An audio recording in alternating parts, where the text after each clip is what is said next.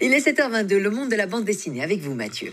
Vous signez des articles sur age-bd.com. Pylomane, un job assez sympa ou pas? On va découvrir ça ensemble. Ouais. Parce que son job à lui, c'est d'être un oreiller pour les autres. Oui, donc c'est l'histoire de Jean. Et Jean, c'est un ancien chauffeur routier qui est au chômage depuis 3 ans. Il a tout essayé pour retrouver un emploi, mais personne ne veut l'engager. Et donc, son moral, forcément, est au plus bas.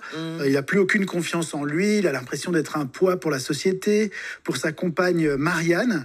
Et cerise sur le gâteau, il n'arrive plus à fermer l'œil de la nuit.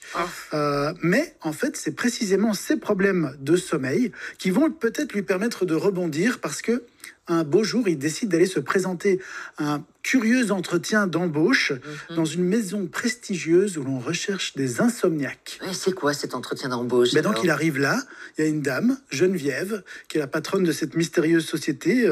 Cette dame est assez étrange parce que quand il se présente devant elle, elle le regarde à peine, mais elle lui dit enlevez votre veste, enlevez votre cravate, enlevez vos chaussures et allongez-vous sur ce divan. Oula, Et, déjà on peut méfier. C'est une autre séance qui est prévue. C'est le genre de truc. C'est vrai qu'au début on se dit mais qu'est-ce que c'est que ce truc? Et puis quelques secondes plus tard, encore plus fort, elle vient s'allonger près de lui, elle pose sa tête sur son épaule, puis sur son torse. En fait, elle teste pour voir si Jean est suffisamment moelleux. Et son verdict est immédiat, ce candidat est parfait, confort supérieur, c'est son verdict. Et en fait, Jean, il découvre à ce moment-là qu'il vient de se faire engager comme pylomane, c'est-à-dire comme oreiller vivant. Grâce à sa grande taille, grâce à son embonpoint, il est chargé d'apporter sa présence douce et réconfortante à tous ceux qui n'arrivent pas à dormir. Et donc au début, il trouve ça plutôt étrange, on trouve tout ça un peu étrange, mais petit à petit, il se rend compte que ce métier, en fait, il lui plaît énormément. Et donc il retrouve le sourire, il se remet à rêver d'avenir avec sa compagne.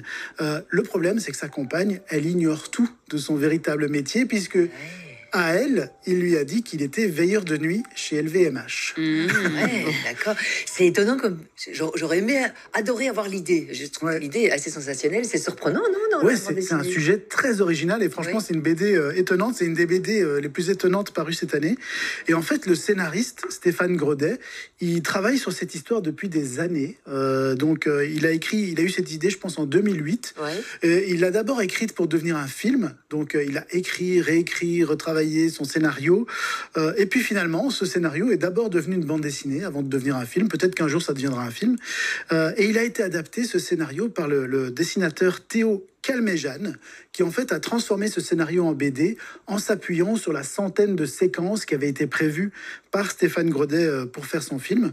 Et ce qui est surtout très intéressant dans cette BD, je trouve, c'est de découvrir la galerie de personnages, forcément, puisque tous les soirs, notre ami Pylomane... Et dans le lit de quelqu'un d'autre. C'est ça, il va dormir chez quelqu'un d'autre, et donc on découvre des parcours et des histoires très différentes.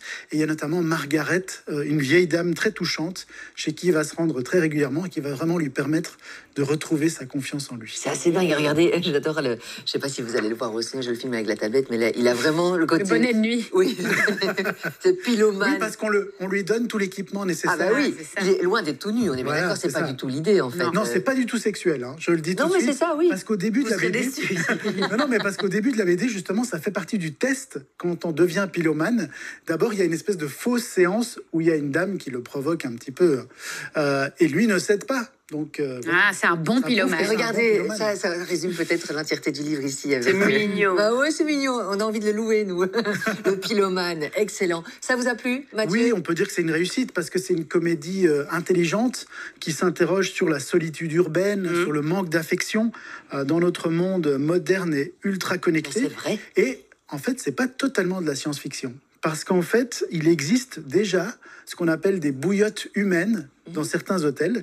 Et aux États-Unis, il y a une idée qui s'appelle les cuddlers, qui sont des gens à qui on peut faire appel quand on a besoin d'un câlin, ou quand on veut poser sa tête sur une épaule amicale. Donc, je sais pas, est-ce que ça vous plairait, ce genre de service? Pourquoi pas? Pourquoi pas? Si on peut lutter contre la solitude. Je pense qu'on a tous besoin d'un peu de douceur dans la vie. Exactement, oui, de tendresse.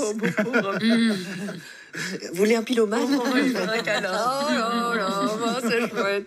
Pylomane, l'homme de nos rêves, Stéphane Grodé et Théo Calméjeanne. Rendez-vous par SMS au 6003 si vous voulez remporter ce pylomane. Rendez-vous donc au 6003. Démarrez votre message par pylomane, c'est le titre de la bande dessinée. Pylomane, vos coordonnées complètes. Rendez-vous donc au 6003, c'est en 5 cents, c'est pas un message envoyé. Bonne chance.